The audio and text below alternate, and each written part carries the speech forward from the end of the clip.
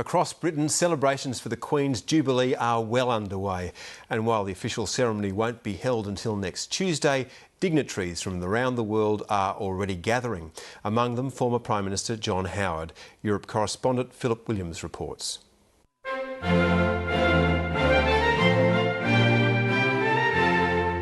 declare before you all that my whole life, whether it be long or short, shall be devoted to your service and to the service of our great imperial family to which we all belong.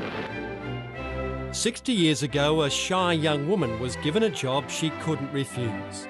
Not a position she'd sought, and yet for every single day since, she's turned up for work.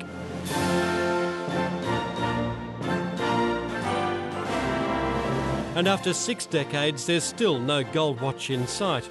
Retirement apparently not a prospect, for this most popular of royals has never been in more demand. Not bad for 86. Here we have a pair of pensioners who should be, sitting in the armchair or out in the garden enjoying their retirement, and they are a working monarchy. They're at it most weeks of the year. Well, I think the thing that comes through more than anything else, she's got many qualities, is this extraordinary, steady commitment to duty. There's no more enthusiastic supporter than former Prime Minister John Howard, who'll be admitted to the exclusive Order of Merit at Buckingham Palace in a ceremony later tonight by you-know-who. She has an extraordinary understanding of the many countries that recognise her as Queen. Her understanding of Australia is very deep and very genuine.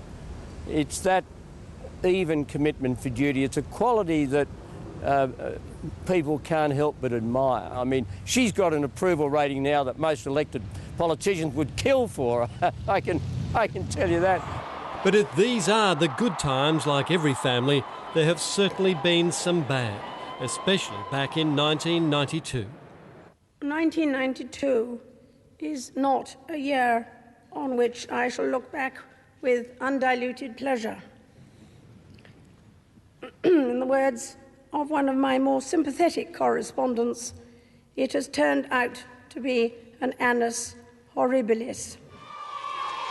The Queen's children's marriages were in various stages of terminal decay. It was open season for the media, not that we needed an invitation. And then, to top it off, disaster at Windsor Castle. It was the year when, almost symbolically on cue, Windsor Castle went up in flames. 5 years later, you've got the death of Diana and the misjudgments at the beginning of the week, which came good by the end when people realised that the reason the Queen was not down in London was because she was looking after William and Harry, her grandchildren, hence her memorable speech, I speak to you as your Queen and as a grandmother. As your Queen and as a grandmother, I say from my heart. First, I want to pay tribute to Diana myself. She was an exceptional and gifted human being. That was really the turning point. And you then look more recently at, say, the royal wedding last year. That turnaround was part good fortune and part improved media management, putting the best royal feet forward, like the photogenic Duke and Duchess of Cambridge, and sidelining others. The people who advise the monarchy from within the palace and the politicians on how to deal with the media have been much more careful about making sure it's the Queen and Prince Philip and the people who do the job very well. The popular ones. Who are in the spotlight. And the less popular ones in the background? The less popular ones, well, we can think of all who they are, but they are the ones who tend to make the gaffes, who tend to put their fingers into pies where they're not very welcome. Whatever the reason, the Queen is clearly enjoying the many and varied moments. The Jubilee a chance for her to share the party. This is her time, perhaps the clearest air she's ever enjoyed, not overshadowed by anyone. All her reign, she was upstaged by her sister, by her dear beloved mother, and of course by the greatest upstager of all, Diana. And, in one way or another, they've now all departed the scene. Somebody once said during the Queen's reign was Act 1 good, Act 2 bad. Act 2 bad starts with Charles and Camilla and that whole mess.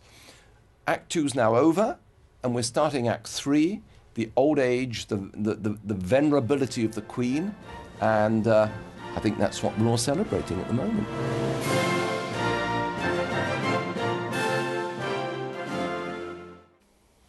They really meant it when they wrote "Long to reign over us." Philip Williams reporting.